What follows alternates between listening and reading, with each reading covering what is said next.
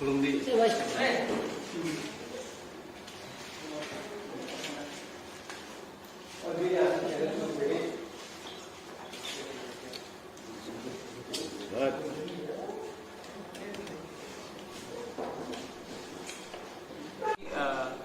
ये वायलेंस से हमारा स्टेट का छवि खराब होता है और जो अटैक्स हुआ है वेदर जर्नलिस्ट के ऊपर हुआ है, कहीं में लॉयर्स के ऊपर हुआ है, कहीं में वर्कर्स के ऊपर हुआ है, कोई भी पार्टी से ऐसा रकम का वायलेंस से हमारा स्टेट का छवि भी खराब होता है और इस वायलेंस से किसी को कुछ नहीं मिलता।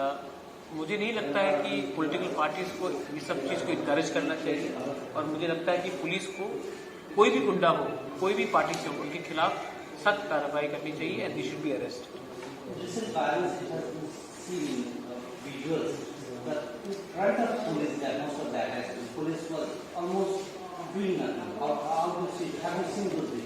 Have you seen the visuals जहां में मेरे ऊपर अटैक हुआ था एसडीएम ऑफिस में 9 अप्रैल में? सीसीटीवी कैमरा में ये है, लेकिन क्योंकि प्रद्युत मानिकी के ऊपर अटैक हुआ तो शायद दूसरा मीडिया को इतना शॉक नहीं होगा, लेकिन वो भी सबके सामने अटैक था, विजुअल था, सीसीटीवी कैमरा में था, एसडीपीओ के ऑफिस में हुआ। कोई भी एक आदमी भी अरेस्ट हुआ है उसमें? जब मैं ही सुरक्षित नहीं हूं तो कॉमन मैन का क्या होगा?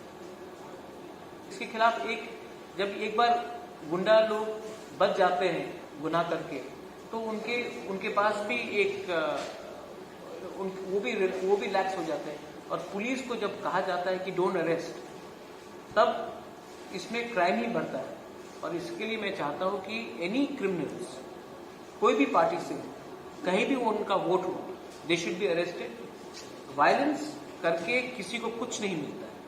आपने देखा है कि जब मेरे ऊपर अटैक हुआ किसी ने एक आदमी भी आज तक अरेस्ट नहीं हुआ, तो इसका मतलब क्या है कि ये अगर प्रद्युत मानिकी को भी अटैक करके कोई अरेस्ट नहीं होगा तो आम जनता को अटैक करके किसी का ऑफिस जलाने से भी किसी को कुछ प्रॉब्लम नहीं है, क्योंकि कोई अरेस्ट नहीं होता है। और कल अगर कोई और गवर्नमेंट आ जाए पावर में तो वो भी यही चीज करेगा। ये हमारे कल्चर में आ चुका है और ये कल्चर को बंद करना पड़ेगा। और इसके लिए जो ऊपर में बैठा है, जो मैं भी हूं, अपने पार्टी में ऊपर में बैठा हूं, मानिक सरकार है, हमारे मुख्यमंत्री बिप्लब जी है, मानिक शाह है, जितेंद्र चौधरी है, मेवार कुमार जमातिया, एनसी देवर्मा है, हम सबको एक संग एक डिसीजन लेना चाहिए कि ये करके किसी को कुछ मिलता है, ये करके किसी को कुछ फायदा मिलता है? किसी को फायदा नहीं मिलता। इनफैक्ट हमारा स्टेट का नुकसान होता है, लॉ एंड ऑर्डर टूटने से पुलिस का मोराल टूटता है और इससे हम क्रिमिनल्स को ही पनाह देते हैं। आई थिंक ये बहुत ही दुख का बात है कि आज कोई भी पावर में रहे वो क्रिमिनल्स को अरेस्ट नहीं करता, उनको प्रोटेक्शन करता है। B it the BJP, B it the CPM और एनी अदर पार्टी जो 88 से 93 में था, वो भी ऐसी कर रहा है। राज्य में मतलब कानून की शासन है नहीं, गणतांत्रिक जो अधिकार है वो भी नहीं है, लॉ एंड ऑर्डर बहुत ही खराब है। और अभी तक उस दिन जो 8 तारीख को शायद एक पत्रकार की ऑफिस में अटैक हुआ था, जो लोग मारपीट कर रहे थे उसकी छवि भी है, लेकिन वो अभी तक किसी को अरेस्ट भी नहीं किया गया। क्या कहेंगे इसके विषय में? आप क्या कहेंगे जब मेरे ऊपर अटैक हुआ? क्योंकि मैं अगरतला का नहीं हूं, क्योंकि मैं इतना पॉपुलर यहाँ में नहीं हूं, तो अगर मेरे ऊपर कोई अटैक करेगा, मोहनपुर में मेरे ऊपर अटैक हुआ था, तब आप इतने नाराज क्यों नहीं थे? उस समय भी जो गुंडा था वो भी सीसीटीवी कैमरा में था, इतने लोग थे, पुलिस को ऊपर हमला हुआ था, उस समय भी कोई अरेस्ट नहीं हुआ। मतलब क्या है इसका मैसेज क्या है? कि आप कुछ भी कर सकते हैं और आपको कोई अरेस्ट नहीं करेगा। तो ये शुरुआत था वो मेरे ऊपर अटैक, ये चलते रहेगा, ये पॉलिटिकल वायलेंस कल्चर में है और मुझे बहुत दुख लगता है कि ऐसे रकम के वायलेंस से नुकसान हमारा स्टेट का ही होता है। मैं फिर से कह रहा हूं, किसी के ऊपर भी अटैक हो, दे शुड बी अरेस्टेड। और मैं और एक बात बोलना चाहता हूं, हमारे ये जो 5 लोगों को गोली मारा था, एक पुलिस सस्पेंड हुआ माधवबारी में। जब 5 लोगों को गोली मारा गया था, इनके पास तो कोई हथियार नहीं था, इनके पास तो कोई छुरी तलवार या बंदूक नहीं था, तभी भी इनको गोली लगा है। कोई अरेस्ट हुआ, कोई सस्पेंड हुआ। तो ये बात आपको सोचना चाहिए कि किसके ऊपर हमला करने से कोई सस्पेंड नहीं होता है। और मीडिया को भी एक बार अंदर से देखना चाहिए कि जब इनके ऊपर अटैक हुआ तो मीडिया इतना नाराज क्यों नहीं था।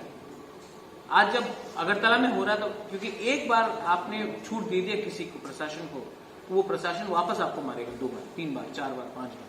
आपको भी सोचना चाहिए। Election, during the time of the election,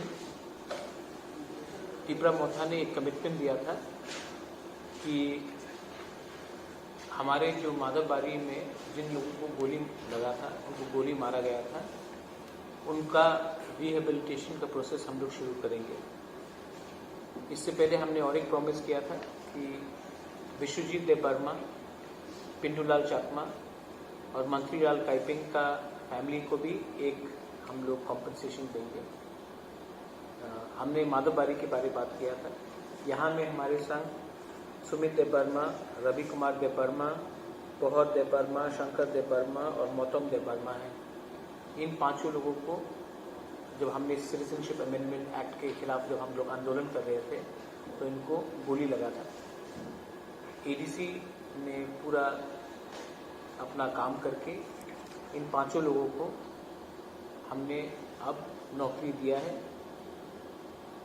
मैं जानता हूं कि ये हमारा कमिटमेंट था पहले से, लेकिन बहुत लोग शायद भूल चुके हैं, बहुत लोग भूल भी जाते हैं इलेक्शन खत्म होने के बाद। लेकिन ये मेरा कमिटमेंट है और ये कमिटमेंट को पूरा करने के लिए मैं थैंक यू बोलना चाहता हूँ हमारे सीएम को, हमारे ईएम्स कमल कोला यहाँ में है, यहाँ में हमारे राजेश त्रिपुरा है, विजय बाबू है यहाँ में, और हमने सब ने ये डिसीजन एग्जीक्यूटिव काउंसिल में लिया है।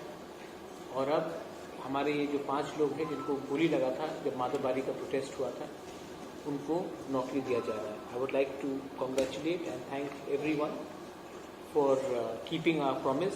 कमिटमेंट बहुत इम्पोर्टेंट होता है और पॉलिटिक्स में आजकल कमिटमेंट बहुत कम लोग रखते हैं, लेकिन मुझे इसमें पॉलिटिक्स नहीं करना है। आप सबको कॉन्ग्रेचुलेशन, आपका नौकरी हो चुका है। ये नौकरी से इनका जो चोट, इनका जो दर्द है वो वापस तो नहीं जाएगा, लेकिन ये हमारी तरफ से एक छोटा सा एक जेस्चर है कि हम आपको नहीं भूले हैं, आपके खराब समय में हमने नहीं भूला। और आज क्योंकि हमारा समय थोड़ा ठीक चल रहा है, इसका ये मतलब नहीं है कि हम आपको भूलेंगे। तो ये 5 को हम लोग ये अपॉइंटमेंट लेटर्स है इन लोगों का, इनको हम देने वाले हैं। एंड ये इम्पोर्टेंट अनाउंसमेंट है। बहुत लोगों को लगेगा शायद ये इम्पोर्टेंट नहीं है, लेकिन पिपरासा होने के लिए जिन्होंने सैक्रिफाइस किया है, जिन्होंने सैक्रिफाइस किया, आज ये लोग नेता नहीं है, लेकिन इन्होंने बहुत सैक्रिफाइस किया है और इनका सैक्रिफाइस, इनका बलिदान ऐसा नहीं जाना चाहिए। इसके लिए हमने इनको ये जॉब का अपॉइंटमेंट लेटर हम दे रहे हैं। Thank you very much.